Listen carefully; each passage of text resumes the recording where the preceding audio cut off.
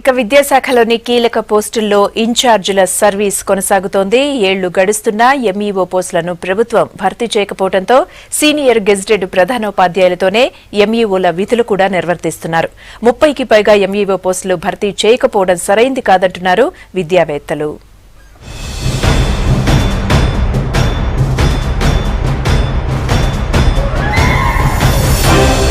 నిజామాబాద్ జిల్లా విద్యాశాఖలోని ప్రధాన పోస్టుల్లో ఇన్ఛార్జీల సర్వీస్ కొనసాగుతోంది. నెలలు కాదు ఏళ్ల తరబడిగా ఇన్ఛార్జీలే ప్రధాన పోస్టుల్లో బాధ్యతలు నిర్వర్తిస్తున్నారు.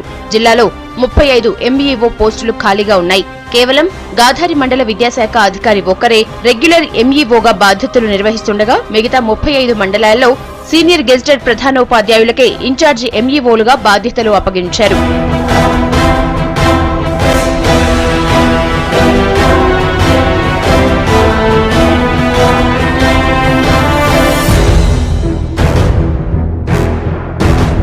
ఎంఈఓ పోస్టుల్లో 2003 నుంచి ఇన్ఛార్జి ఎంఈఓలు కొనసాగుతున్నారు. అంతకుముందు ఎంఈఓ పోస్టుల్ని గెజిటెడ్ ప్రధానోపాధ్యాయులతో భర్తీ చేసి మండల స్థాయి విద్యా వ్యవస్థను చక్కదిద్దేవారు. దీంతో గెజిటెడ్ ప్రధానోపాధ్యాయులు పాఠశాల పర్యవేక్షణతో పాటు మండల స్థాయి బాధ్యతలు నిర్వహించాల్సి వస్తుంది. నిజామాబాద్ జిల్లాలో 36 మండలాలకు గాను ఒకే ఒక మండలం తప్ప మిగతా 35 మండలాలకు ఇన్ఛార్జ్ ఎంఈఓల పాలన కొనసాగుతుందంటేనే ఈరోజు విద్యా వ్యవస్థ ఎటువంటి స్థితిలో ఉందో ఈరోజు అర్థం చేసుకోవచ్చు. మరి ఈరోజు పీజీహెచ్ఎంలో ఉన్నటువంటి వాళ్ళనే ఈరోజు ఎంఈఓలో రిక్రూట్మెంట్ చేయడం ద్వారా మరి తోటి ఉపాధ్యాయుల పైన వారు ఎటువంటి క్రమశిక్షణ చర్యలు తీసుకోవడానికి వెనుకాడడం కారణంగా ఈరోజు విద్యా వ్యవస్థ భ్రష్టు పడతా ఉంది. జిల్లాలోని 3 డిప్యూటీ ఎంఈఓ పోస్టుల్లో కూడా ఇన్ఛార్జీలే కొనసాగుతున్నారు. నిజామాబాద్, బోధన్, కామారెడ్డి ఏరియాల్లో సీనియర్ గెజిటెడ్ ఉపాధ్యాయులే విధులు నిర్వర్తిస్తున్నారు. ఎంఈఓల భర్తీ అంశం కోర్టులో పెండింగ్ లో ఉండటంతో సమస్యను పరిష్కరించలేకపోతున్నామని అంటున్నారు జిల్లా ఉన్నతాధికారులు. 36 మండలాలు ఉన్నాయి. దీనికి సంబంధించి ఒక గాంధారిలో మాత్రమే రెగ్యులర్ ఎంఈఓ విధులు నిర్వర్తించడం జరుగుతుంది.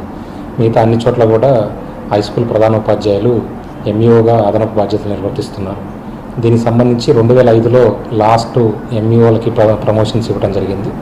2005లో ఇచ్చిన తర్వాత జిల్లా పరిషత్ గవర్నమెంట్ మేనేజ్మెంట్కి సంబంధించి యూనిఫైడ్ సర్వీస్ రూల్స్కి సంబంధించి సుప్రీంకోర్టును ఆశ్రయించడం వల్ల సుప్రీంకోర్టు స్టే విధించడం వల్ల అప్పటి నుంచి ఎంఈఓలు గవర్నమెంట్ పోస్టులని భావించి ఇన్ని రోజులు వాళ్ళకి పదోన్నతులు ఇవ్వలేదు. ఒకే అధికారికి ఎక్కువ బాధ్యతలు అప్పగించడంతో విద్యా వ్యవస్థ గాడి తప్పుతోందని అంటున్నారు విద్యావేత్తలు. ఎంఈఓల భర్తీ విషయంలో ఉన్నత అధికారులు వీలైనంత త్వరగా నిర్ణయం తీసుకోవాలని కోరుతున్నారు.